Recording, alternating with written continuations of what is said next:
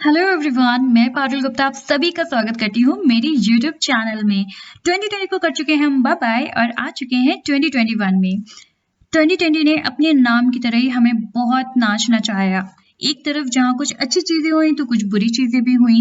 जहाँ पे corona time में इतना प्रेशर था लोगों के ऊपर, लोगों की बिजनेस बंद हो रहे थे, जॉब जा रही थी। वहीं पे कोरोना ने लोगों को करीब भी लाया, फैमिली को इकट्ठा किया और भी बहुत सारी चीजें हुई। उसी के बेसिस पे अगर हम देखें तो अच्छी और बुरी चीज, पॉजिटिव और नेगेटिव दोनों साथ में चल रहे थे। बट आई होप आपका नया साल बहुत अच्छा गुजरे, मेरी शुभकामनाएं आप सभी के साथ हैं। तो चलिए शुरू करते हैं आज का सेशन। आज हम जानेंगे टॉप 11 कंपनीज के बारे में जिनमें आप कर सकते हैं इन्वेस्टमेंट चाहे वो लॉन्ग टर्म हो या फिर शॉर्ट टर्म हो। ओके।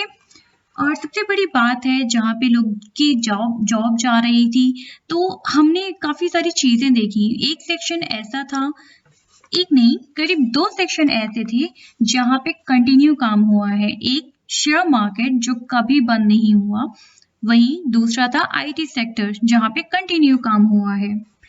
तो चलिए शुरू करते हैं। बट उससे पहले आई होप आपने मेरा चैनल सब्सक्राइब जरूर किया होगा, लाइक भी जरूर किया होगा। अगर शेयर नहीं किया है तो प्लीज जल्दी से मेरे चैनल को शेयर कीजिए और कमेंट करना बिल्कुल ना भूलें। अगर आपको ये चैनल अच्छा लग रहा है, आपको वीडियोस पसंद आ रहे हैं तो अपना कमेंट बिल्कुल दीजिएगा।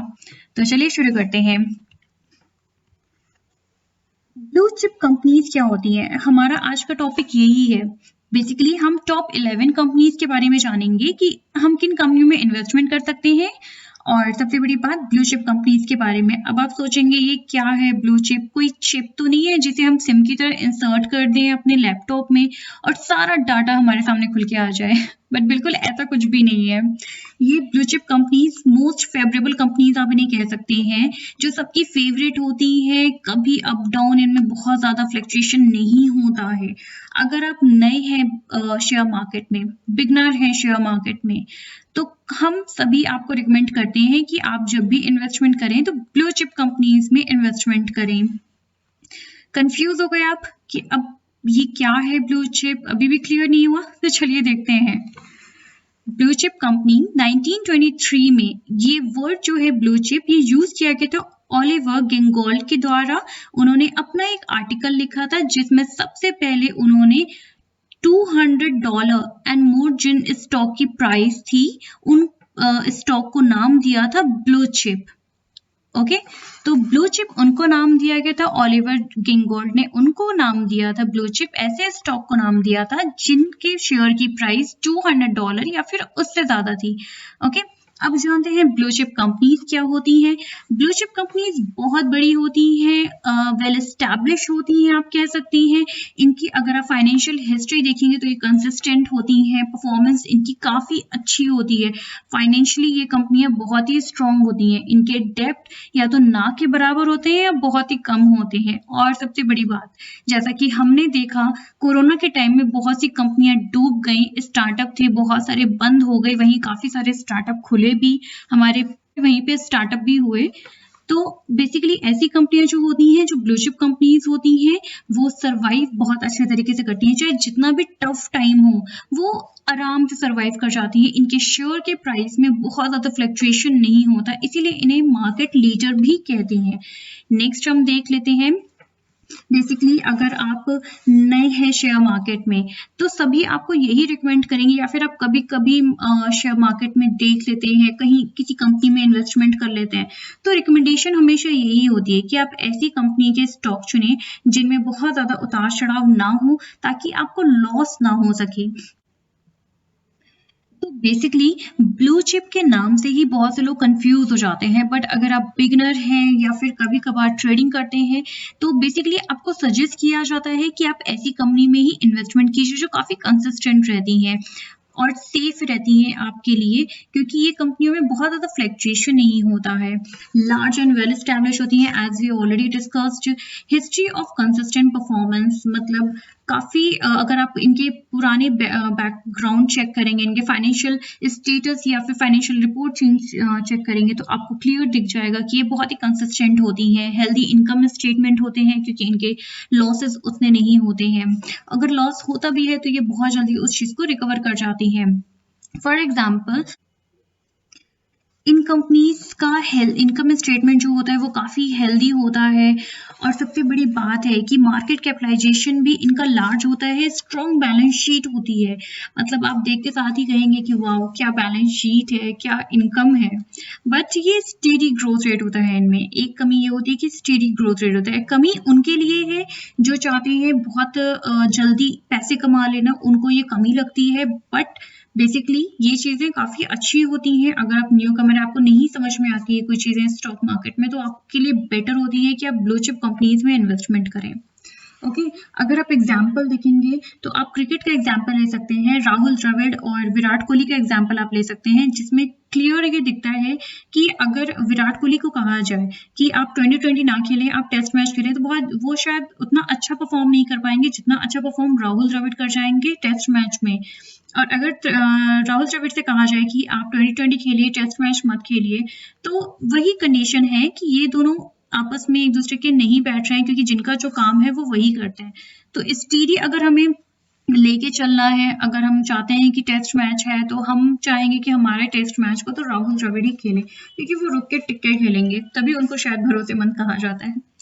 तो अब इसके फाइनेंशियल कैरेक्टरिस्टिक भी देख लेते हैं कि ब्लू चिप कंपनीज के फाइनेंशियल कैरेक्टरिस्टिक्स क्या क्या होते हैं। तो चलिए जान लेते हैं क्या है ब्लू चिप कंपनीज के फाइनेंशियल कैरेक्टरिस्टिक्स, क्योंकि ये हमारे लिए जानना काफ़ी ज़रूरी है अगर हम ब्लू चिप कंपनीज के बारे में बात कर रहे हैं। तो बेसिकली कौन कंपनियां ऐसी हैं, या ऐसी कौन सी कंपनियां हैं जिनका मार्केट कैपिटलाइजेशन कितना होना चाहिए तो वो ब्लू चिप कंपनीज कहलाएंगी। तो बेसिकली अगर हम इंडिया की बात करें तो इंडिया में ऐसी कंपनी ब्लू चिप कंपनीज कहलाती हैं जिनकी मार्केट कैपिटलाइजेशन 20,000 करोड़ या फिर उससे ज़्यादा है। 20,000 करोड़ की हम बात कर रहे हैं। ओके, सबसे बड़ी बात सेकंड है गुड पास्ट परफॉर्मेंस होता है, जो कि हम ऑलरेडी डिस्कस कर चुके हैं। आप इसमें लॉन्ग टर्म, शॉर्ट टर्म हर तरीके के इन्वेस्टमेंट कर सकते हैं, दोनों के लिए बहुत ही परफेक्ट होती हैं। लो डिप टू इक्विटी रेशियो होता है, गुड डिविडेंड हिस्ट्री होती है। जो ब्लू चिप कंपनीज होती हैं ये अपनी रेपुटेशन का काफी ख्याल रखती हैं, प्लस अपने शेयर होल्डर्स का भी। तो ये डिविडेंड देने में कोई ढिलाई नहीं बरतती हैं। अदर करेक्टरिस्टिक्स भी आप ले सकते हैं। हाई इंटरेस्ट कवरेज रेशियो होता है, low price to sale ratio होता है। ओके, सबसे पहली कंपनी की हम बात कर लेते हैं। तो हमारी लिस्ट में जो फर्स्ट नाम है वो रिलायंस इंडस्ट्रीज का है। रिलायंस इंडस्ट्रीज का कैपिटलाइजेशन, मार्केट कैपिटलाइजेशन बहुत ही हाई है। ये इंडिया की फर्स्ट कंपनी है जो 100 बिलियन डॉलर तक पहुंची थी। ओके, और रिफाइन इंडस्ट्रीज जो फंड रेज करती है वो 54% रिफाइनिंग से करती है, 21.5% पेट्रोकेमिकल से करती है, 16% ऑर्गेनाइज्ड रिटेल से करती है, 5.4% digital service and 3.1% other service से ये अपने प्रॉफिट या फिर अपने रेवेन्यू जनरेट करती है। तो रिलायंस इंडस्ट्रीज आजकल टेलीकम्युनिकेशन में काफ़ी है। सबसे बड़ी बात है कि मुकेश अंबानी जी या फिर RIL, रिलायंस इंडस्ट्रीज लिमिटेड, जिस भी सेक्टर में, जिस भी फील्ड में एंटर करती हैं उसमें मोनोपोली करने की पूरी कोशिश करती हैं, क्योंकि सबसे बड़ी बात है इनकी स्ट्रैटेजी, इनके जो वर्कर हैं, इनके लिए जो काम करते हैं, इनकी मैनेजमेंट टीम, इनके रूल रेगुलेशन काफ़ी स्ट्रॉन्ग, काफ़ी हाई होते हैं। जब भी ये किसी फील्ड में, सेक्टर में एंटर करते हैं तो ये पूरी तैयारी के साथ करते हैं ताकि इन्हें कोई बीट ना कर सके। तो यही राज है रिलायंस इंडस्ट्रीज के कंटिन्यू आगे बढ़ते जाने का। अगर आप इनके शेयर के बारे में देखेंगे तो अप्रॉक्स आपको 1 साल की ग्रोथ दिखाई देगी। अप्रॉक्स 1,000 पर शेयर के बेसिस पे इनके मार्केट में ग्रोथ रहती है शेयर में। अगर सपोज आपको अगर साल में 1,000 रुपए तक की ग्रोथ दिख रही है अपने एक शेयर के दाम पे, तो आई डोंट थिंक कि ये सब बुरा है, ये बहुत ही फायदे का ही सौदा है। क्योंकि जब भी आप शेयर खरीदने जाएंगे तो 1-2 शेयर तो खरीदेंगे नहीं ही, लॉट में खरीदेंगे। तो आई थिंक ये बहुत ही अच्छा रहेगा। सबसे बड़ी बात, अब इनका देख लेते हैं मार्केट कैपिटलाइजेशन कितना है। 13,08,219.39 करोड़। वाओ, इससे बड़ी कंपनी और कौन सी होगी। आफ्टर ऑल अंबानी जी हमारे देश के टॉप पे चल रहे हैं।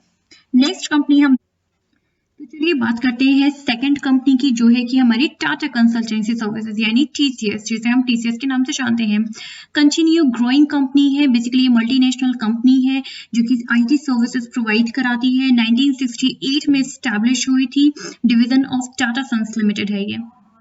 ओके, लार्जेस्ट इंडियन कंपनी है ये। और अगर आप ये ग्राफ देख रहे होंगे तो आपको ये क्लियर नजर आ रहा होगा, फास्टेस्ट ग्रोइंग कंपनी है, कंटिन्यू ग्रो कर रही है ये company.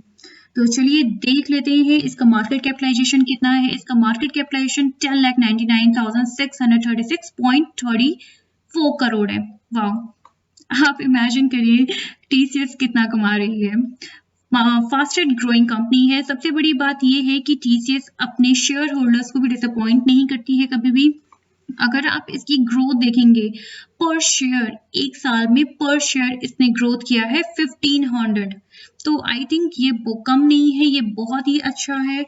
Blue chip companies basically हर लिहाज से अच्छी होती हैं। अगर आपको इन्वेस्टमेंट करना है, आप नए हैं, तो आपको ये कभी भी निराश नहीं करेंगे। चलिए नेक्स्ट थर्ड कंपनीज पे आ जाते हैं। थर्ड कंपनी जो है हमारी HDFC बैंक है।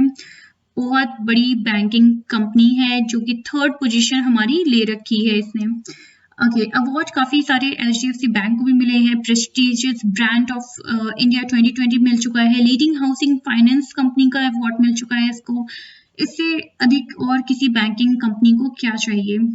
काफी सारे फील्ड में काम करती है, for example wholesale banking, retail banking, treasury, auto car loan, two wheeler loan, जो कि सभी बैंक करते हैं आई थिंक।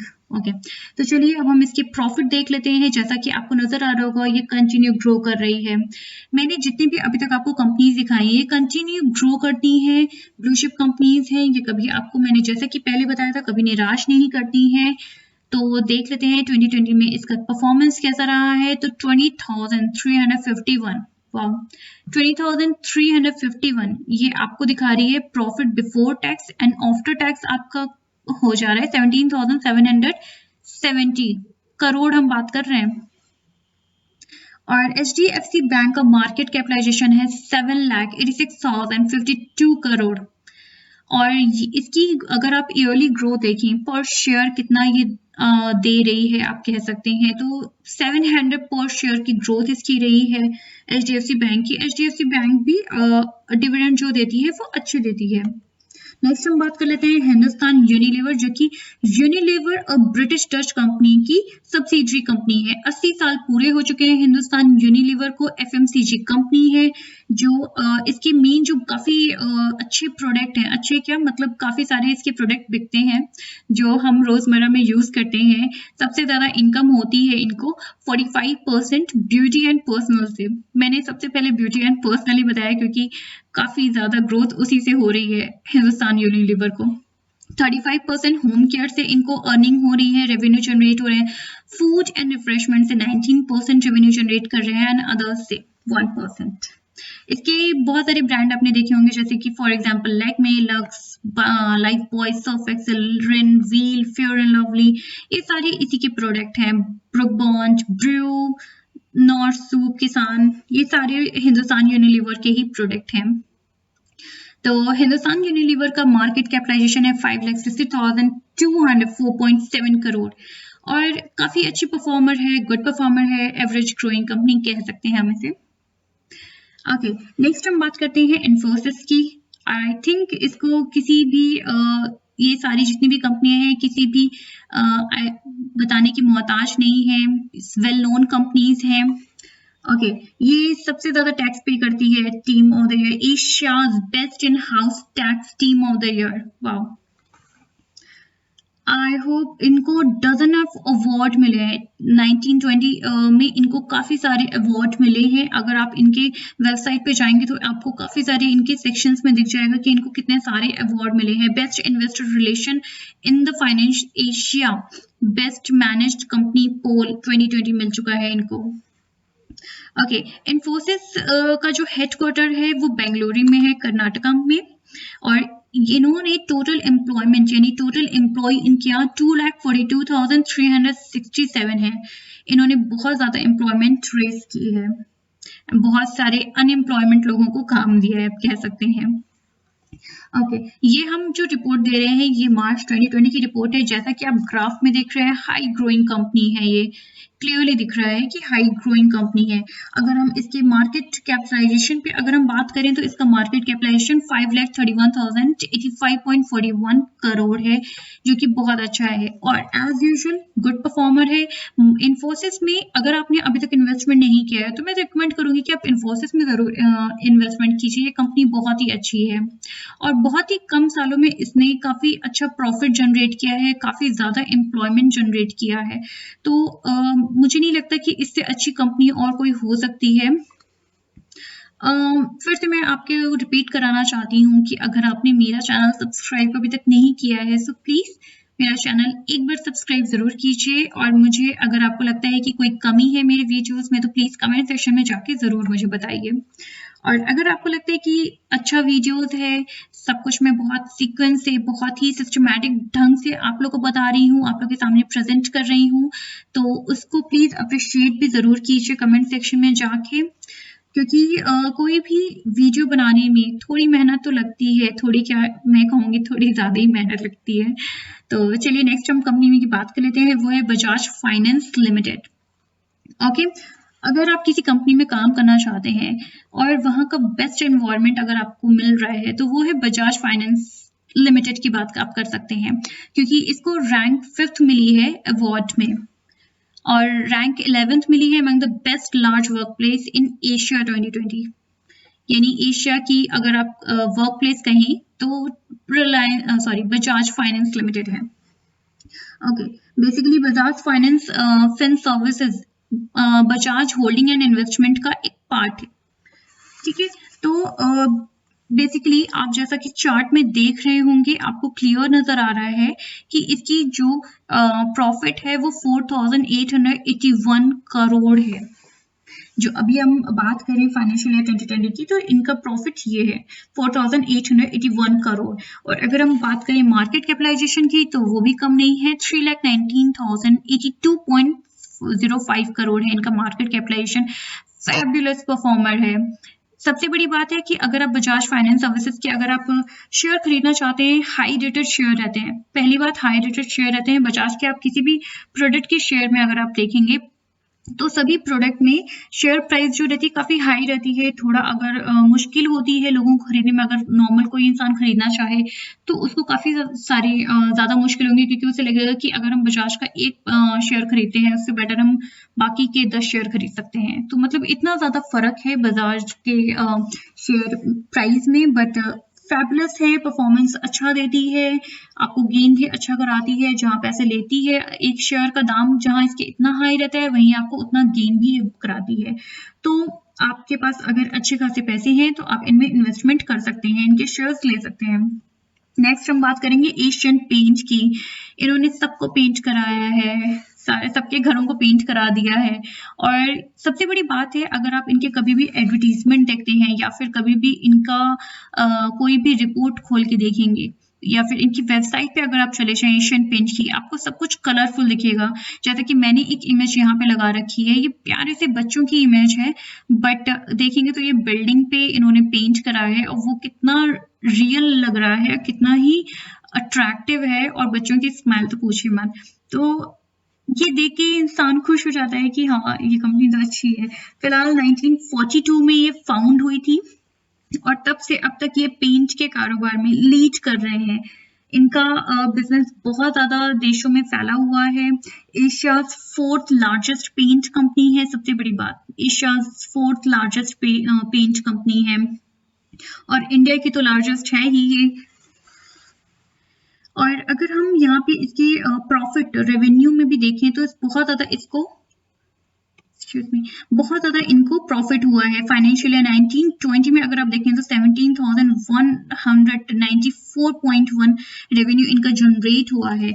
इस साल अगर आप की बात कर रहे हैं, 2020 की बात करें तो इस साल इनका प्रॉफिट जो रेट है वो थोड़ा घटा है। थोड़ा कोरोना के कारण काफी ज्यादा इनको उतना ज्यादा प्रॉफिट नहीं हुआ है जितना हमेशा होता चला आ रहा है। और अगर आप होम डेकोर की बात करें तो भी ये प्रोडक्ट बेचते हैं, बाथिंग फिटिंग का भी प्रोडक्ट बेचते हैं।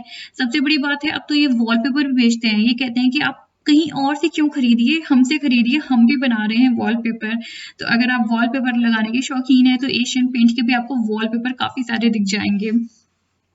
तो अगर हम अर्निंग सब कुछ काट के, जितने भी टैक्सेस हैं सब कुछ हटा के अगर हम इनकी प्रॉफिट देखें तो 24.5% प्रॉफिट इनको हुआ है।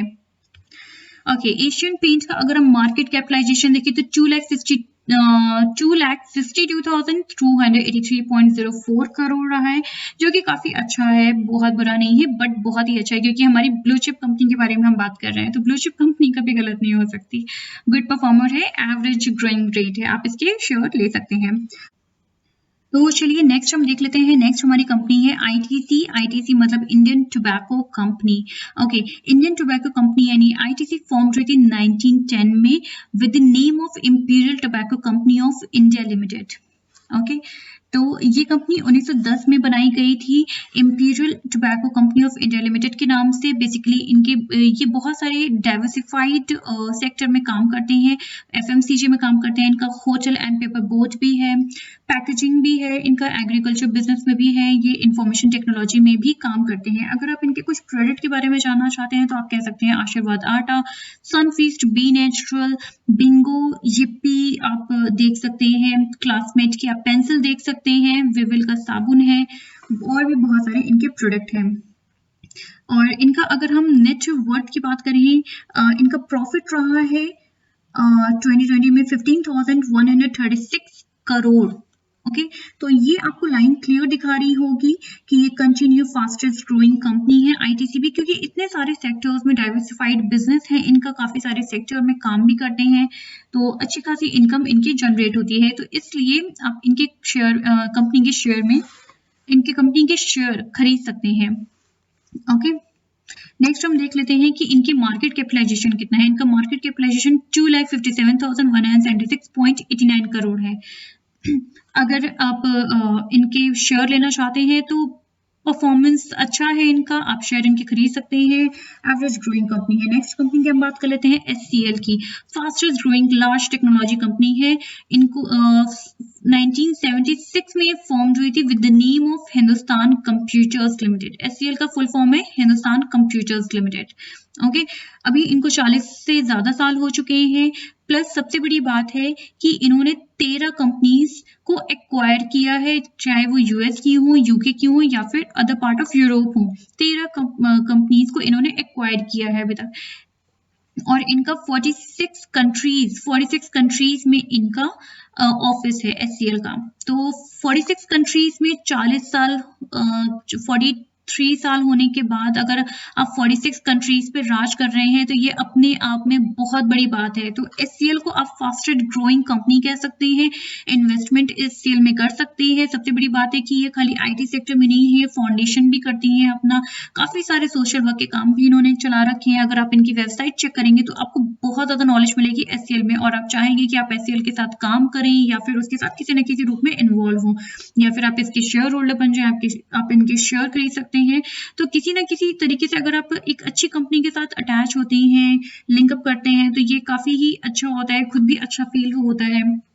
लार्जेस्ट कॉर्पोरेशन इनका है वर्ल्ड में। तो एचसीएल बहुत ही अच्छी कंपनी है, कह सकते हैं 46 कंट्रीज में राज करना बहुत कम है, बहुत ही कम कंपनियां ऐसा कर पाती हैं। अगर आप इनके नेट इनकम की बात करें तो इनकी नेट इनकम रही है अभी फाइनेंशियल ईयर में 2020 में 11,057 करोड़, जो कि पिछले साल से 8.7% ज्यादा है। अगर आप इनके मार्केट कैपिटलाइजेशन के बारे में बात करें तो 2,56,753.42 करोड़ रहा है इनका मार्केट कैपिटलाइजेशन, जो कि बहुत अच्छा है। गुड परफॉर्मर है, प्रॉफिटेबल टू बाय शेयर है। हाँ, सबसे बड़ी बात, अगर आप एचसीएल के शेयर बाय करते हैं ये आपको बहुत ही अच्छा रिटर्न प्रोवाइड करती है। प्लस सबसे बड़ी बात है ये अपने शेयर पे काफी अच्छा डिविडेंड भी देती हैं। तो और सबसे बड़ी बात, अफोर्डेबल शेयर है, आप इनके शेयर बाय कर सकते हैं इजीली। नेक्स्ट हम बात कर लेते हैं मारुति सुजुकी की। मारुति से नाम याद आ गया मुझे हनुमान जी का, एक मूवी में उनका नाम था मारुति।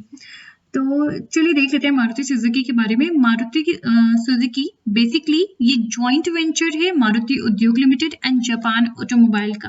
ओके, और मारुति ने अपनी इंडिया में जो फर्स्ट कार थी वो मारुति सुजुकी 800 लॉन्च की थी, जो कि उसने प्रीमियम पे बेची थी। कैन यू इमेजिन कि कोई गाड़ी प्रीमियम पे बेची जा रही है, मतलब प्रीमियम रेट पे, यानी ज्यादा पैसे में। ये गाड़ी लॉन्च हुई थी 1983 में।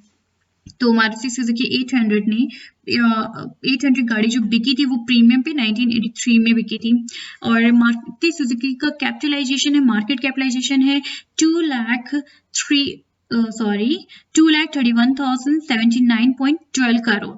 गुड परफॉर्मर है, प्रॉफिटेबल टू बाय है। डिविडेंड ये अपनी कंपनी के शेयर होल्डर्स को देती है 60 रुपीज पर शेयर। अगर आप ध्यान दें तो अगर 60 रुपए पर शेयर की बेसिस पे अगर कोई कंपनी आपको डिविडेंड दे रही है तो अच्छा ही है।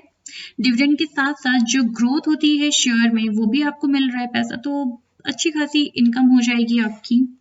बट कभी भी शेयर खरीदते समय हड़बड़ाइए मत कि आज मैं शेयर खरीद लूं, या फिर कभी भी मार्केट में जो हड़कंप मचती है कि इस कंपनी के शेयर खरीदो, कभी उन चीजों पे आप मत जाइएगा। बेसिकली उनसे ज्यादातर लोगों को लॉस होता है और वो फ्रॉड में गेन होते हैं, वो फ्रॉड में गिने जाते हैं।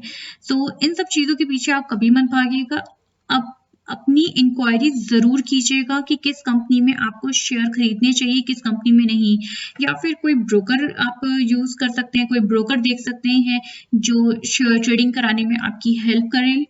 या फिर मार्केट रिसर्च काफ़ी बहुत ज़्यादा लोग करते हैं, मैं भी मार्केट रिसर्च करती हूँ। सो बेसिकली आप ऐसे लोगों को भी हायर कर सकते हैं अपने लिए जो आपको एडवाइस कर सके किस कंपनी के शेयर खरीदना ज़्यादा प्रॉफिटेबल होगा अपने लिए। ओके, नेक्स्ट कंपनी हम देख लेते हैं जो हमारी लास्ट कंपनी है, यानी 11th कंपनी, वो है हमारी विप्रो। विप्रो फॉर्म्ड हुई थी 1945 में, और विप्रो भी डाइवर्सिफाइड बिजनेस करती है, यानी बहुत सारे सेगमेंट में काम करती है। अगर विप्रो पोर्टफोलियो इंक्लूड है, विप्रो के पोर्टफोलियो में काफी सारी चीजें इंक्लूड है। For example consumer product including food, personal care, hygiene, electrical appliances हैं, engineering and medical system. Okay, अगर आप इसके कुछ प्रोडक्ट देखना चाहते हैं तो संतूर है, चंद्रिका बाथिंग सोप है, और ये इलेक्ट्रिक बल्ब भी प्रोवाइड कराती है, मतलब बेचती है विप्रो कंपनी। विप्रो कंपनी का अगर आप नेट इनकम चेक करेंगे तो 15.8% की ग्रोथ इसमें क्लियर आपको दिखाई दे जाएगी। अब विप्रो का मार्केट कैपिटलाइजेशन देख लेते हैं कि कितना है। विप्रो का मार्केट कैपिटलाइजेशन है 2,20,754.93 करोड़। गुड परफॉर्मर है, प्रॉफिटेबल टू बाय है। तो ये हो गई हमारी 11 कंपनियां, और ये सारी ही कंपनियां ब्लू चिप कंपनी कहलाती हैं। आई होप आपको ब्लू चिप कंपनी का फंडामेंटल क्लियर हो गया होगा कि क्या कहते हैं, क्यों कहते हैं ब्लू चिप कंपनीज। ये सभी हमने जाना है इस वीडियो में कि कौन सी कंपनी ब्लू चिप कहलाती है। बेसिकली ये मैंने आपको गाइड दिया है कि ये 11 कंपनीज हैं जो मेरी फेवरेट कंपनीज हैं, जिनमें मैं इन्वेस्टमेंट करना ज्यादा प्रॉफिटेबल समझती हूँ। और भी कंपनी है जो ब्लू चिप कंपनीज कहलाती हैं, सिर्फ 11 ही कंपनीज नहीं है। तो बेसिकली आप इनके कैरेक्टरिस्टिक जान ही चुके हैं कि कैसी कंपनीज होती हैं। और अगर आप इन्वेस्टमेंट के लिए मुझसे सजेशन चाहते हैं तो मैंने 11 कंपनी के बारे में अभी आपको इस वीडियो में ऑलरेडी बता दिया है। तो अगर आपको वीडियो अच्छा लगता है तो प्लीज लाइक, सब्सक्राइब, शेयर करना मत भूलिए। और अगर आपको लगता है कि वीडियो अच्छा नहीं है, कंटेंट उतना क्लियर नहीं है, तो आप मुझे कमेंट सेक्शन में बता सकते हैं। तो इस वीडियो के लिए इतना ही। Thank you so much, bye bye.